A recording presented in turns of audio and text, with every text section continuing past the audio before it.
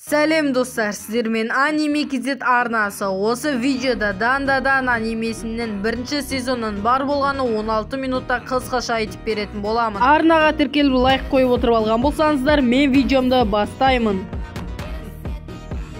Анименің басында Аясе атты басты кейіпкердің бірімен танысамыз. Оны жігіті тастап кетіп, ол өзінің өмірінен түңіліп, жолда кетіп бара жатып, Акарун есімді Ачкарикті бұзақылардан құтқарып қалады. Ал Ачкарик болса өзінің досы болмағандықтан онымен бірге дос болуды шешіп, оған энелолар туралы бір затты мыжи бастайды. Ал Аясеге бұл қызық емес, ол елестерге қызығатыны туралы айтады. Және екеуі осы заттарға дауласа бастайды. Ашкарбай өзінің өзге ғаламшарлықтарының бар екенін расқа шығаратындығы туралы айтады. Және де екеуі мектептен кейін кездесетіндері туралы айтады. Сена Аясе-санға ауысады. Ол көбінесе энелолардың кездесетін жері, яғни айтқанда ескі ауруханаға барса, ал Ашкарбай болса ескі туннелге барады. Ашкарбай басында қорқып тұрады, ал Аясе болса іздеуді жалғастырады. Әрі қарай Ашкарбай бір елеспен кездеседі және одан бар жылдамдығымен қаша бастайды. Ал оған Аясе-сан қашпау керектігін айтады, ал елес Ашкарбайға жетіп оны дуалап тастайды. Аясе-санда да ешқандай жақсы жаңалық жоқ. Оны да энелолар тауып алып, оны өз зерттеулерінен пайдалана бастайды. Өзге ғаламшарлықтар Аясе-санға енді шабуыл жасай берген кезде телефонның ішінен бір елес атып шығады. Және де ол Ачкарик болып шығады. Ол өз күшін пайдалана алмай, өзге ғаламшарлықтарға қарсы шабуылға көшеді. Ал Аясенің болса ерекше күші пайда болып, ол барлық өзге ғаламшарлықтардың пачақ-пачағын шығарады. Ал Ачкарик болса өз күшін бағындыра алмай Аясеге қарсы шабуылға шығады. Аясе болса өзінің күші арқылы Ашкарбайды зұлымның рухынан аластай тұрады. Ашкарбайға кездескен елестің есімі Турбо Кемпір деп аталады. Ол Ачкариктің бананын алу арқылы өзінің күшін ерекше пайдалануды, яғни айтқанда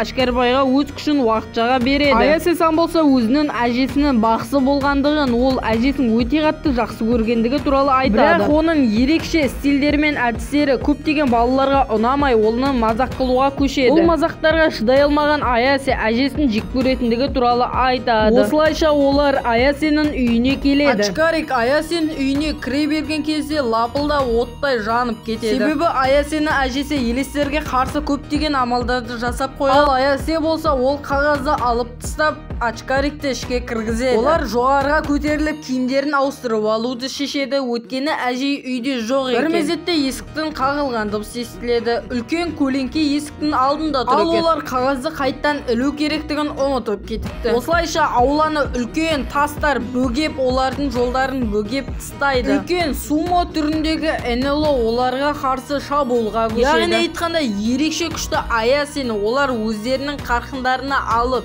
зерттеулеріне пайдалануды көздейді. Ал Ачкарик болса өзінің босату керектігін, яғни айтқанда өзі Цумайске қарсы соғысатындығы туралы айтады. Ал Аясе болса Акарун пайдалана алатындай етіп күшті мөлшерде күш береді. Бір соққымен Цумайстың қолын ұшырып түсіргенмен қарапайым адамның физикалық нормасы супер кемпірдің күшіне жетпейтіндігі анықталады. Акарун өз қалпына келген сәтте Аясеге керемет ой түседі. Сумоушылардың ережесіне сәйкес құлаған Цумайст ұтылатындығы туралы естеріне түседі және оның аяғына соққы береді. Бірақ Цумайст өзінің қолдарын пайдалану арқылы Аясені жарға тақап шапалақтарын кигізе бастайды. Біраз соққыдан кейін Аясе Акарунды өзіне тартып алып, печатты жабыстырады. Ал ауланың ішінде қалып қойған Цумайст көз жұмады. Олардың жеңгендеріне қарамастан күштері әлсіреп Аясе талып қалады. Ал Аясе іштегі рухты ұстап тұрмаса, Акарун қобылжыққа айналып кетеді. Акарун қобылжыққа айналып бара жатқан кезде оның алдынан бір соска қыз пайда болады. Ол Аясеге қарап, мынау жігіт емес қобылжық ертіп келген чорт екен ғой деп айтады. Ол әп сәтте Акарунды өз тұзағына түсіреді және ол өз техникасын айта бастайды. Шеңбердің ішіне шеге қағатын болса,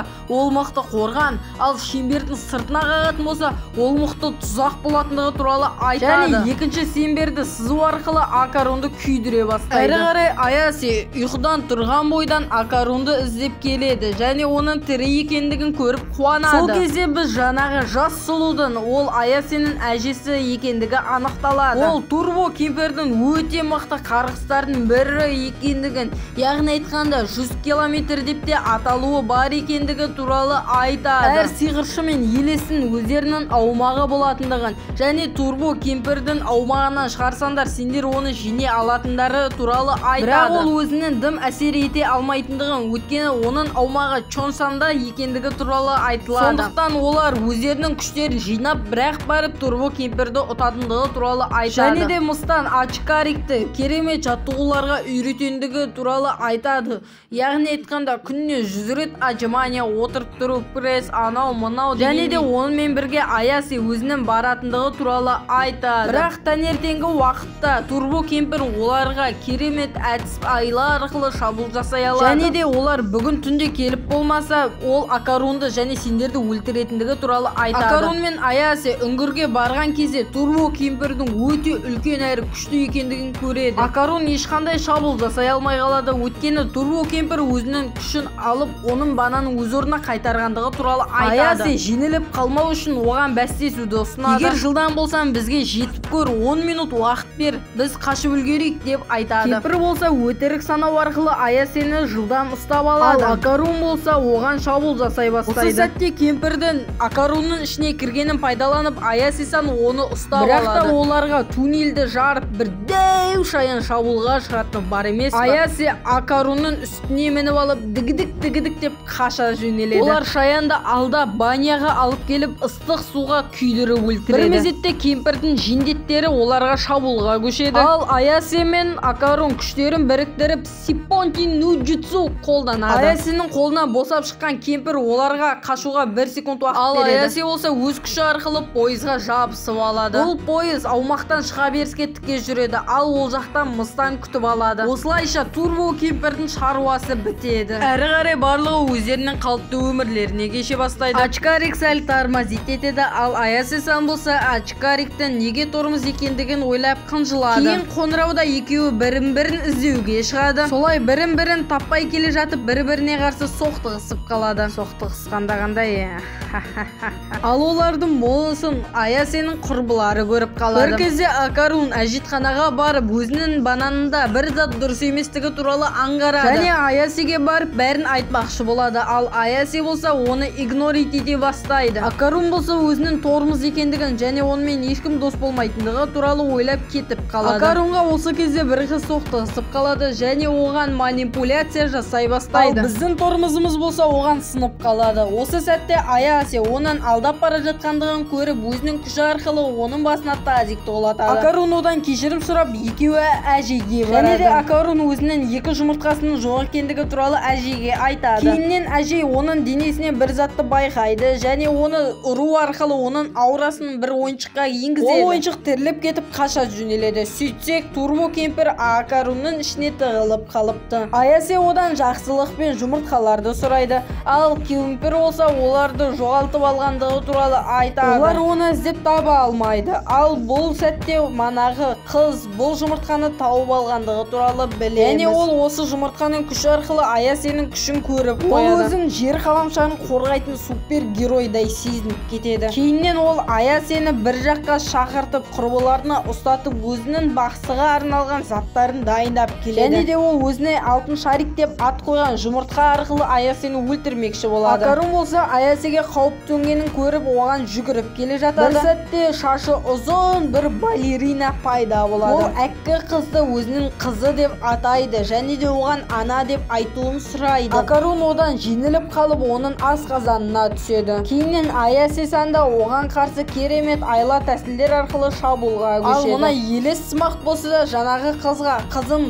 ана деп айтшы деп қоймайды. Ал құбыжық болса ана деп айтпасан жеп қоям наху деп жеп қояды. Осы сәтте ол лапылдап жана бастайды. Себебі ол өзімен бірге шашын жұтып қойғандығын, ал шашын іштегілер оттықпен тұқатып жібергендігін білеміз. Елес болса тапқан екенсіңдер ойнайтын адамды деп тұрған кезде оның шаштары әр жерге оратылып қалғандығын көреміз. Акарун болса нихуя соққы арқылы оны ана дүниеге аттандырып жібереді. Ошақтың ішіне кіріп кеткен кемпір болса адамдардың ондай құбыжықтардың ішінен аман қалмайтындығы туралы айтады. Осы сәтте манағы құбыжық тіріліп келіп өзінің аурасын ол қызға салу керектігі туралы айтады. Осы сәтте Аяси екеуінің аураларын екі қолымен ұстау арқылы олардың өткендерін көре алады. Ол өтіп жатқан ауралар мен өтіп жатқан естеліктер олардың шынымен де анасы мен қызы екендігі туралы біледі. Анасы қызын өзі бағып қағу үшін көптеген жұмыс істейді. Және де ол өзінің қызы өскенде болашақ биші болатындығы туралы әрқашан айтумен жүреді. Және де қызы өсіп бой жете бастағанда оған өзі биді үйрете бастайды. Жинаған ақшасына қызына керемет көйлек алып береді. Бір күні ажырасып кеткен күйеуі келіп әйелді өлтіріп қыздарын өзімен бірге алып кетеді. Осылайша өзінің балерина, яғни айтқанда ана балерина құбыжыққа айналып кетеді. Ол әрқашан өзінің қызы оны қашан көреді екен, қалай көреді екен деп әрқашан күтумен жүреді. Және де өткен шақтағыдай өзінің қызы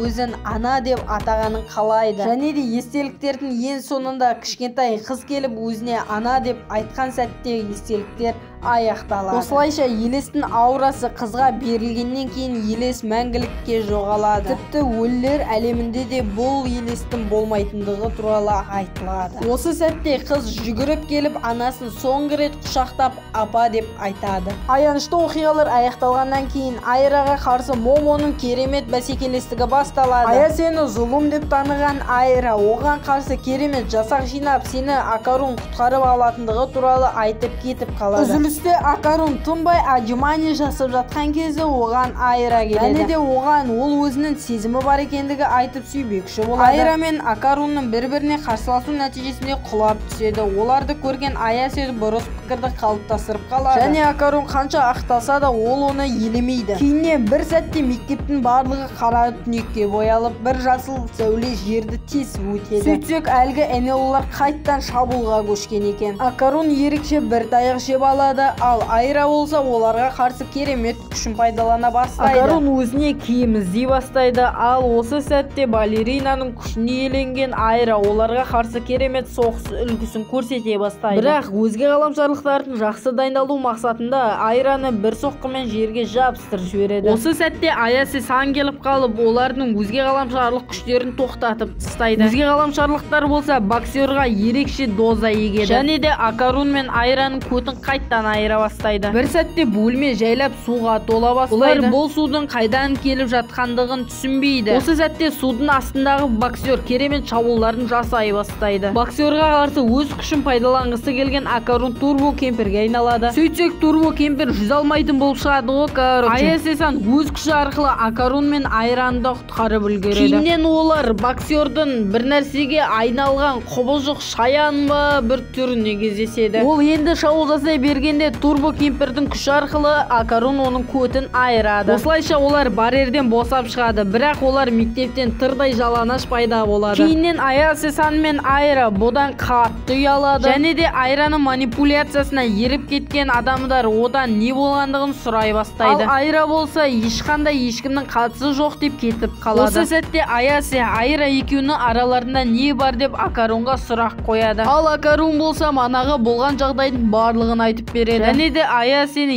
ерекше сүйкімді екендігін аңғарады. Ал Аясе болса одан ұялып қалады. Кейінмен Айра мен Аясеге манағы шаян келіп талып қалады. Үстінен аққан ақ зат оның қаны екендігін анықталады. Олардың қанының ерекше екендігін және олардың планетасында қан тапшы екендігі туралы айтады. Және де өзінің баласы осы қан арқылы ауыратындығын, сондықтан оған әрқашан қан құйып тұру керектігі айтылады. Бір сәтте кемпір оның үстінен аққан сұйықтықтың сүт екендігін және оны сүт ішуі керектігі туралы айтады. Осылайша боксер бір сиырды салып алады. Кейіннен Аясенің үйіне Аясенің бала күнгі махаббаты келеді. Оның есімі Джин. Біздің Ачкарик ол баланың сымбатты әрі бойының ұзындығына қарап Аясені бір-екі қызғанып қалады. Кейіннен Джин өзінің неге келгендігі туралы айтады. Оның үйінің бір қарғыс атқан үй екенін және бір затты көретіндігі туралы айтады. Осы мақұлықтың кесірінен оның ата-анасы ауруханаға түсіп қалғандығы туралы айтады. Мектепте Джин өзінің Аясемен бірге тұратындығын және оны өзінің қалыңдығы деп атайды. Ал Акарун болса Аясені қатты қызғанады. Бір сәтте Аясе Акарунның бір мақұлықтан қашып келе жатқанын көреді. Және де олар одан бір жұмыртқаның бөлігін көргендей болады. Кейіннен олар құбыжықтың қайда келгендігін көреді. Сөйтсек құбыжық өзінің ғашығына келгендігі анықталады. Ол қандай жағдай болмасын өзінің ғашығын тастамайтындығын айтып, өз ғашығын мусорлардың арасынан алып шығады. Манекеннің бұл тірлігі Акарунды ерекше жігерлендіреді. Және де ол Джинге қарсы соғысатындығы туралы айтады. Осылайша Аясе үшін Джин мен Акарунның арасында бақталастық басталады. Олар Ажишкадан әйел манекеннің үйде тұра беруін сұрайды, өйткені оның ғашығы әрқашан түнде келіп оны көруді аңсайды. Осылайша Акарун, Аясе және Джин үшеуі Джиннің үйіне жол тартады. Ашкарбай мен Қызыл Шаштың әңгімелері бір жерден шығады, яғни айтқанда екеуі де інілер туралы әңгіме айтқанды жақсы көреді. Осылайша екеуі достасып кетеді. Кейіннен олар Қызыл Шаштың үйіне келеді. Аясе сан болса еш нәрсені байқамайды. Ол әзірге елестердің тығылатындығы туралы айтып, өзінің шоппинг жасап ыстық көлге демалып келетіндігі туралы айтады. Және де ол рахаттанып ыстық суда демалып отқан кезде бір топ ер азамат оған қарсы кіріп келеді. Және де олар Аясеге шабуыл жасамақ болады. Ал Аясе болса өзінің күш арқылы бесеуіне шамасы келе ала ма екен деп ойланып тұрады. Осы сәтте астадан біреуі пайда болып оны суға тұншықтыра бастайды. Ал Ачкарик пен Қызыл Шаш Аясенің әдемі екендігін айтып бір-бірімен қырыла бастайды. Бір мезетте Акарун бір затты байқағандығы туралы айтып екеуі үйге барады. Және де қабырғаның өте әлсіз матадан жасалғандығын көреді. Жарды тесіп қараса, оның ішінде көптеген қағаздарды, яғни айтқанда елестерді байқайды. Осылайша Дандадан анимесінің бірінші сезоны аяқталады. Видеоны басынан аяғына дейін қараған жандарға мыңда бір алғысымды айтамын. Келесі қандай аниме пікірге жаза кетіңіз. Сіздермен бірге болған Аниме KZ арнасы келесі видеода кездескенше.